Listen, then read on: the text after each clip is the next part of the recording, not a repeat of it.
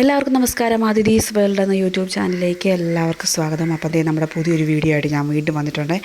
അപ്പം നമ്മുടെ ചാനൽ ആദ്യമായിട്ട് കാണുന്നവരാണെങ്കിൽ നമ്മുടെ വീഡിയോസൊക്കെ കണ്ട് നമ്മുടെ ചാനൽ സബ്സ്ക്രൈബ് ചെയ്ത് സപ്പോർട്ട് കൊണ്ടുപോയേക്കണേ. അപ്പം എന്തേ ഇന്നെൻ്റെ വെഡ്ഡിങ് വീഡിയോ ആണേ. അപ്പം 11 വർഷമായി എൻ്റെ കല്യാണം കഴിഞ്ഞിട്ട്. ആ കല്യാണത്തിൻ്റെ വളരെ കുറച്ച് താലികെട്ടിൻ്റെ ഭാഗങ്ങൾ മാത്രമുള്ള നമ്മളിത് CD ആക്കിയിട്ടിട്ടുണ്ടായിരുന്നു. പക്ഷേ അതിനെന്തോ സ്ക്രാച്ചും കാര്യങ്ങളും ഒക്കെ ആയിട്ട് അത് ഓപ്പൺ ആക്കാൻ പറ്റുന്നില്ല. ചെയ്യാൻ പറ്റുമോ എന്ന് അറിയില്ല. അപ്പോൾ അതിൻ്റെ കുറച്ച് 2 പാർട്ടായിട്ട് മാത്രമേ കിട്ടിയിട്ടുള്ളൂ. ബാക്കി 2 പാർട്ട് ഇതുവരെ കിട്ടിയില്ല.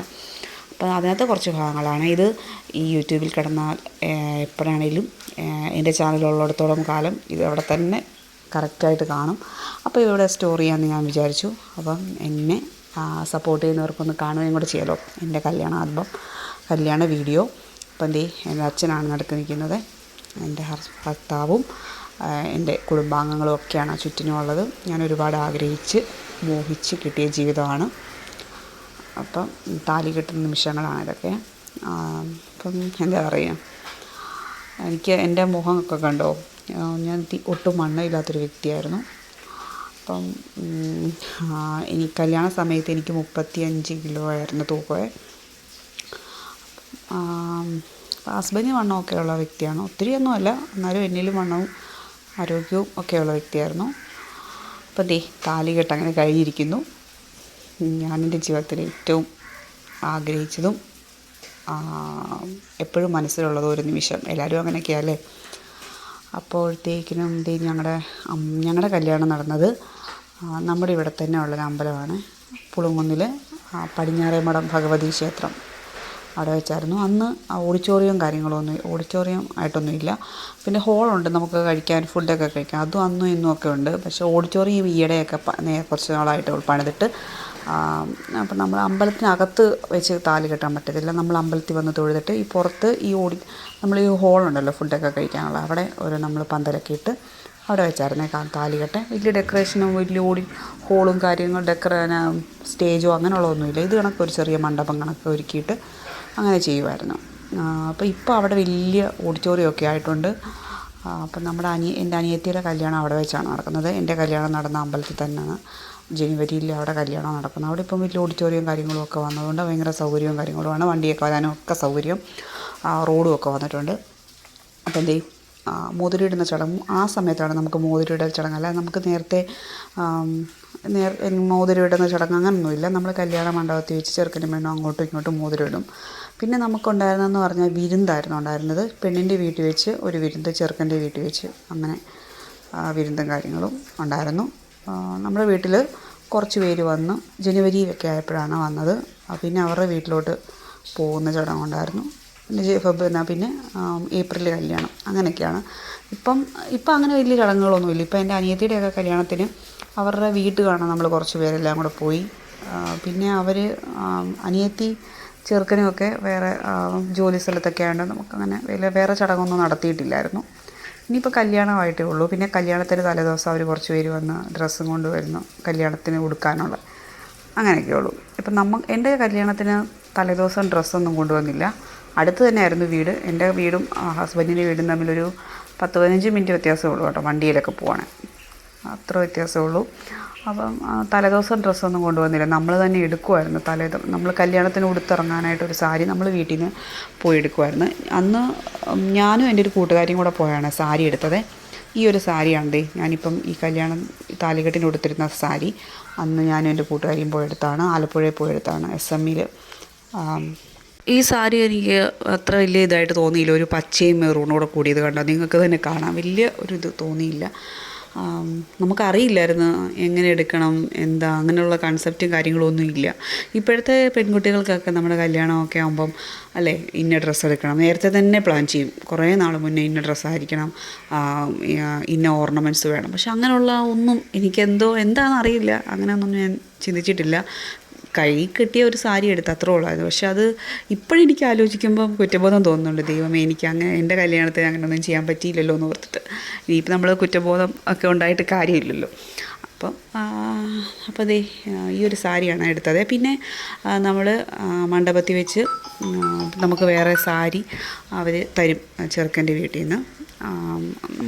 കാരണം നമ്മുടെ അപ്പോൾ അത് ഉടുത്തോണ്ടാണ് നമ്മൾ ഫുഡ് കഴിക്കുന്നതിന് മുന്നായിട്ട് അത് ഉടുത്തോണ്ട് നമ്മൾ മന്ത്രകോടി, അതാണ് നമ്മുടെ മന്ത്രകോടി. അത് നമ്മൾ ഉടുത്തിറങ്ങുന്നത് പിന്നെ ഫുഡ് കഴിക്കാനൊക്കെ. അത് രണ്ടാമതുണ്ട്. അത് നല്ല സാരിയാണ്. അത് ഞങ്ങൾ ചെറുക്കനൊക്കെ ആയിട്ട് അവരുടെ വീട്ടിൽ നിന്ന് എല്ലാവരുമായിട്ട് ഡ്രസ്സ് എടുക്കാൻ നേരത്തെ പോകുമല്ലോ, അപ്പം നമ്മളും പോയി അങ്ങനെ പോയി എടുത്താണ്. പക്ഷേ ഇത് എന്ത് പറ്റിയെന്ന് എനിക്കറിയില്ല. ഞാൻ ഒറ്റയ്ക്ക് പോയി എടുത്തുകൊണ്ടായിരിക്കും അങ്ങനെ. പിന്നെ ആഭരണങ്ങളൊന്നും വലിയ ഇതായിട്ടുള്ളതൊന്നും ഞാൻ എടുത്തില്ല. എനിക്ക് അതിനെ അറിവില്ലായ്മയായിരിക്കും. അങ്ങനെയുള്ള കാര്യങ്ങളൊന്നും നല്ലതായിട്ട് എടുക്കാൻ പറ്റിയില്ല. പക്ഷേ ഇപ്പോൾ ആലോചിക്കുമ്പോൾ ഓർക്കും, ദൈവമേ അത് എടുക്കേണ്ടതായിരുന്നു, ഇന്ന സാരി മതിയായിരുന്നു, എനിക്കത് ചേർന്നില്ലായിരുന്നു എന്നൊക്കെ പറഞ്ഞു. ഇപ്പം സാരമില്ല, അതൊന്നും നമ്മളിപ്പം പറഞ്ഞിട്ട് കാര്യമില്ലല്ലോ. അപ്പോൾ എൻ്റെ കൂട്ടുകാരൊക്കെ കൊണ്ട് ഗിഫ്റ്റ് തരുന്നതാണ്. പണ്ടൊക്കെ ഞങ്ങളുടെ കല്യാണത്തിൻ്റെ സമയത്തൊക്കെ നമ്മൾ സംഭാവനകളൊക്കെ ഉണ്ടല്ലോ, ഇങ്ങനെ ചിലർ പൈസയായിട്ട് കൊണ്ടുതരും. പിന്നെ ചില കൂട്ടുകാരികളൊക്കെ ഉണ്ടെങ്കിൽ അവർ എന്താ വല്ല ഗിഫ്റ്റും കാര്യങ്ങളൊക്കെ ഉണ്ട്. നമ്മൾ ആ മണ്ഡപത്തിലിങ്ങനെ കല്യാണം കഴിയുമ്പോൾ നമുക്ക് കുറച്ച് സമയം ഇങ്ങനെ അവിടെ നിന്ന് ഇപ്പം നമ്മൾ ആരെങ്കിലും പറയും, നമ്മുടെ വീട്ടിലുള്ള ആരെങ്കിലും പറയും, ഇനിയിപ്പം ചെറുക്കനും പെണ്ണിനും ആർക്കെങ്കിലും എന്തെങ്കിലും കൊടുക്കണമെന്നുണ്ടെങ്കിൽ കൊടുക്കാം എന്ന് പറഞ്ഞ് അങ്ങനെയൊക്കെ ഒരു സംഭവം ഉണ്ടായിരുന്നേ ഞങ്ങളുടെ ആ സമയത്ത്. അപ്പം അവരെല്ലാം കൊണ്ടുവന്ന് ചിലർ പൈസയായിട്ടായിരിക്കും നമ്മുടെ ചെറുക്കൻ്റെയിലോ പെണ്ണിൻ്റെയിലോ കൊണ്ടുതരും. പിന്നെ കൂട്ടുകാരികളൊക്കെ അവർക്ക് എന്തായാലും തരാനുണ്ട്. എൻ്റെ കുറച്ച് ഡിഗ്രിക്കൊക്കെ പഠിക്കുന്ന സമയത്ത് കൂട്ടുകാരികളൊക്കെ ഉണ്ടായിരുന്നു കേട്ടോ. അവരൊക്കെ കൊണ്ട് തന്ന ഓരോ ഗിഫ്റ്റും കാര്യങ്ങളും ഒക്കെ. പിന്നെ ബാക്കിയെല്ലാം നമ്മുടെ അച്ഛനമ്മമാരുടെ ഏൽപ്പിക്കുന്നത്. പക്ഷേ ഇപ്പം അങ്ങനെയല്ല. ഇപ്പം നമ്മളിപ്പം അവിടെ എഴുതാനായിട്ടൊക്കെ ആളുകളെ ഇരുത്തും അല്ലേ, അങ്ങനെയാണ് ഇപ്പോഴത്തെ കളി ഇരിക്കുന്നത്. അല്ലെ തലേദിവസം പരിപാടി കാര്യങ്ങളൊക്കെ ഉണ്ടെങ്കിൽ അങ്ങനെ. ഞങ്ങളുടെ വീട്ടിൽ തലേദിവസം ചെറിയ രീതി മൈലാഞ്ചി കണക്ക് വന്ന് വീഡിയോ എടുത്ത്, അങ്ങനെ വലിയ ഫങ്ഷനായിട്ടൊന്നും ഇല്ലായിരുന്നു, ചെറിയ രീതിയിലുള്ളായിരുന്നു. അതിൻ്റെ വീഡിയോ ഒക്കെ ഉണ്ടായിരുന്നു. പക്ഷേ അതിൻ്റെ CD യും കാര്യങ്ങളും ഒക്കെ നഷ്ടപ്പെട്ടായിരുന്നു. നഷ്ടപ്പെട്ടെന്നല്ല, അത് ആരോ കാണാനായിട്ട് കൊണ്ടുപോയതാണ്. പക്ഷേ ഇതുവരെ കിട്ടിയില്ല. അതൊക്കെ പോയി കാണുമായിരിക്കും ഇപ്പം. പിന്നെ ഓർമ്മയായിട്ട് എപ്പോഴും ആൽബം ഉണ്ട്. പിന്നെ ഈ വീഡിയോ ഇവിടെ യൂട്യൂബിൽ തന്നെ സ്ഥിരമായിട്ട് എൻ്റെ ചാനലുള്ളിടത്തോളം കാലം ഇത് കിടന്നോളും. എൻ്റെ ഓർമ്മയ്ക്ക് എൻ്റെ താലികെട്ടാണ് എനിക്ക് ഏറ്റവും ഇമ്പോർട്ടൻ്റ് ആയിട്ടുള്ള ആ ഒരു ഭാഗം. അതിവിടെ എപ്പോഴും എൻ്റെ ചാനലുള്ളിടത്തോളം കിടന്നോളും. അതുകൊണ്ടാണ് ഞാനിത് കൂടുതലായിട്ട് ഇതിനകത്തിട്ടത്. അപ്പോൾ കല്യാണമെല്ലാം ഇതാണ് എൻ്റെ അമ്മയെ. അമ്മ ഒരുപാട് അങ്ങനെ പൊട്ടുവിടത്തില്ല, അങ്ങനെയൊക്കെയുള്ളൊരു വ്യക്തിയാണ്. അമ്മ മെമ്പറൊക്കെ ആയിട്ടിരുന്നതാണ്. മെമ്പറായിട്ട് ഞങ്ങളുടെ ഇവിടുത്തെ പഞ്ചായത്തിലെ മെമ്പറായിട്ടൊക്കെ സേവനം അനുഷ്ഠിച്ചാണ്. അത് കഴിഞ്ഞപ്പോഴാണ് അമ്മയ്ക്ക് ഗവൺമെൻറ്റിൻ്റെ ജോലി കിട്ടിയത്. അമ്മ പാർട്ട് ടൈം സ്വീപ്പറായിട്ട് ജോലി കിട്ടി. പിന്നെ അപ്പം മെമ്പർ സ്ഥാനമൊക്കെ അമ്മ രാജിവെച്ചു. അമ്മ ഇതൊക്കെ അമ്പലത്തിൽ തൊഴുതുന്ന് ഇറങ്ങുന്ന ഭാഗങ്ങളൊക്കെയാണ്. അപ്പം എനിക്ക് ചില സമയത്ത് എൻ്റെ രൂപം കാണുമ്പോൾ ഞാൻ ചിരിച്ചൊന്നുമില്ല. ഞാൻ ഭയങ്കര എന്താ പറയുന്നതെന്നറിയില്ല. ഒരുപാട് പേരെ കാണുമ്പം നമ്മളിപ്പം പുറത്ത് സ്കൂളിലൊക്കെ ആണെങ്കിലും പ്രസംഗമൊക്കെ പറയാൻ വരുമ്പോഴോ അല്ലെങ്കിൽ ഒത്തിരി പേര് കൂടിയിരിക്കുമ്പോഴോ ഈ സ്റ്റേജ് ഫിയർ എന്ന് പറയത്തില്ല, അങ്ങനെ ഒരു വ്യക്തിയാണേ. അപ്പം ഒരുപാട് നമ്മുടെ കല്യാണത്തിന് 1000 പേരുണ്ടായിരുന്നു. അപ്പോൾ അത്രയും പേരെ കണ്ടപ്പോൾ ഞാൻ ആകെ ടെൻഷൻ അടിച്ച് വണ്ടടിച്ച് പോയി. അപ്പോൾ അതിൻ്റേതായിട്ടുള്ള ടെൻഷനും ബുദ്ധിമുട്ടും ഒക്കെ ഉണ്ടായിരുന്നു. അതുകൊണ്ട് ചിരിക്കാൻ പോലും പറ്റിയില്ല. ഞാൻ ഈ ഫോട്ടോയൊക്കെ കാണുമ്പോൾ ഞാൻ ഇടയ്ക്ക് പറയും, ദൈവമേ ഞാൻ എന്താ ഇങ്ങനെ ആയിപ്പോയി, ഇങ്ങനെയൊക്കെ കാണിച്ചതും ചിരിക്കെങ്കിലും ചെയ്യണ്ടായിരുന്നോ എന്ന് ഞാൻ ഓർക്കാറുണ്ട് കേട്ടോ. അപ്പം ഇതാണ് സാരി, നിങ്ങൾക്ക് കാണുമ്പോൾ മനസ്സിലാകും. അപ്പോഴത്തേക്കിനും പിന്നെ എന്നാ പറയുന്നത്, പിന്നെ ഏറ്റവും വലിയ ഒരു ഇതെന്ന് വെച്ചാൽ വണ്ണമില്ലായ്മ തന്നെയായിരുന്നു. ഒരുപാട് പേരെന്നെ കളിയാക്കിയിട്ടുണ്ട് കേട്ടോ, വണ്ണമില്ല എന്ന് പറഞ്ഞ് ഒരുപാട് ബുദ്ധിമുട്ടുകളുണ്ടായിട്ടുണ്ട്. കല്യാണം കഴിഞ്ഞ് ചെന്നപ്പോഴാണെങ്കിലും ചില വല്യമ്മമാരൊക്കെ ഉണ്ടല്ലോ, വണ്ണമില്ല, കളറില്ല എന്നൊക്കെ പറഞ്ഞ് ആക്ഷേപിക്കുന്നവരൊക്കെ ഉണ്ട്.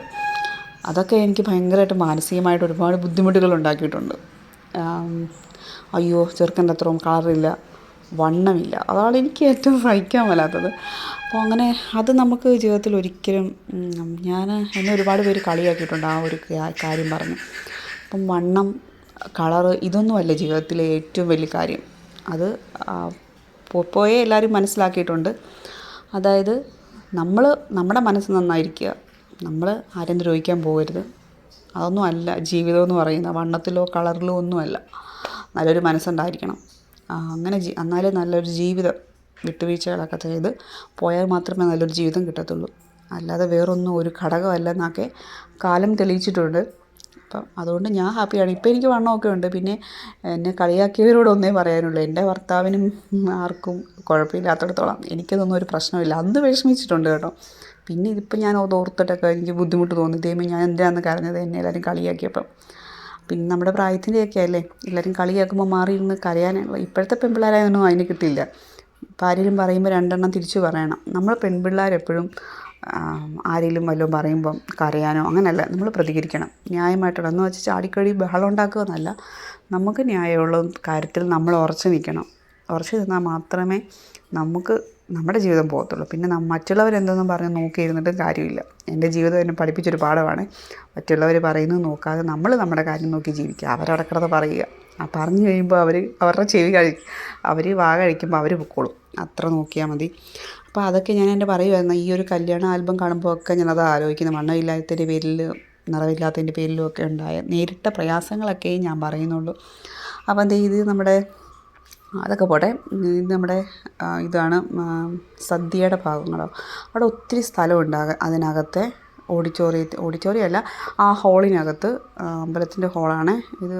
സദ്യയ്ക്ക് വേണ്ടി നമ്മൾ ആലപ്പുഴയിൽ നിന്നൊരു ചേട്ടൻ വന്നിട്ടാണ് ഭക്ഷണമൊക്കെ ഉണ്ടാക്കാനായിട്ട് നിന്നത്. അപ്പം നല്ല ഫുഡൊക്കെ ആയിരുന്നു. പക്ഷേ ലാസ്റ്റ് ഇത്രയും പേരായതുകൊണ്ട് കുറച്ച് കണ്ട് തികഞ്ഞില്ലായിരുന്നു എന്ന് പറയുന്നു. അവസാനം പിന്നെ ഈ ഒരു സമയത്തിൻ്റെ ഒരു പ്രശ്നം ഉണ്ടായിരുന്നു. 9:30 ആയപ്പം 9:15 9:30 ഇടയ്ക്കായിരുന്നു മുഹൂർത്തം. അപ്പോൾ അത് കഴിഞ്ഞപ്പം തൊട്ട് നമ്മൾ ഫുഡ്, അപ്പോൾ അതായത് 10 മണിയൊക്കെ ആയപ്പം ആ സമയത്തൊക്കെ ഭക്ഷണത്തിൻ്റെ സമയമില്ലായിരുന്നു. രാവിലെ കഴിക്കുന്ന സമയമാകുമ്പോഴായിരുന്നു ഉച്ചയായപ്പോഴത്തേക്കും സദ്യയും കാര്യങ്ങളൊക്കെ ഉണ്ടായത്. അപ്പം ഈ ആൽബം ഈ ഫുഡ് കഴിക്കുന്ന ഭാഗമാകുമ്പോഴാണ് നമ്മളെല്ലാവരെയും കാണുന്നത്. ഇതിൻ്റെ എല്ലാവരും കഴിക്കുന്നതിൻ്റെ വീഡിയോ എടുത്ത് വെച്ചിട്ടുണ്ട് അവർ കേട്ടോ. അപ്പോൾ ഇതിനകത്ത് ഇപ്പം ജീവിച്ചിരിക്കുന്നവരും ഉണ്ട്. മരിച്ചു പോയവരൊക്കെ ഒരുപാട് പേരുണ്ട് കേട്ടോ. അവരെയൊക്കെ നമുക്ക് ഈ വീഡിയോയിലൂടെ പിന്നെ കാണാൻ പറ്റത്തുള്ളൂ. പിന്നെ ചെറിയ പിള്ളേരൊക്കെ വലിയതായിട്ടുള്ളവരുണ്ട്. ചിലരുടെ കല്യാണം കഴിയാത്തവർ, ഇപ്പം ഈ വീഡിയോയ്ക്കകത്ത് കല്യാണം കഴിയാത്തവർ, ഇപ്പം കല്യാണം കഴിഞ്ഞു പോയവരും ഒക്കെ ഉണ്ട്. അപ്പം നമ്മൾ മെയിനായിട്ട് ഈ ഫുഡിൻ്റെ വീഡിയോ ഒക്കെ കാണുമ്പോൾ നമ്മൾ കമൻറ്റ് പറയും, അയ്യോ ഇത് കഴിക്കുന്നുണ്ടോ, അങ്ങനെ ഉണ്ടോ, കഴിക്കുന്നുണ്ടോ എന്നൊക്കെ പറയും. ഇവരൊക്കെ ഒരുപാട് പേര് വന്ന് നമ്മളെ അനുഗ്രഹിക്കാനൊക്കെ വന്നിട്ടുണ്ടായിരുന്നു. അപ്പം നമ്മുടെ 1000 പേരായിരുന്നു മൊത്തം ഉണ്ടായിരുന്നത്.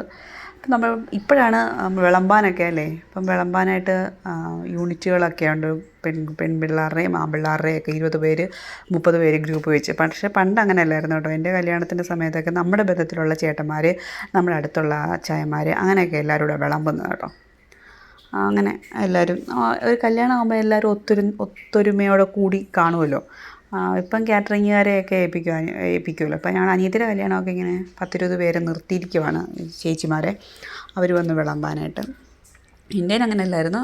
നമ്മുടെ അടുത്തുള്ള എല്ലാ ചേട്ടന്മാരെല്ലാം കൂടെ വിളമ്പുമായിരുന്നു, നമ്മുടെ സഹോദരന്മാരും എല്ലാവരും കൂടെ.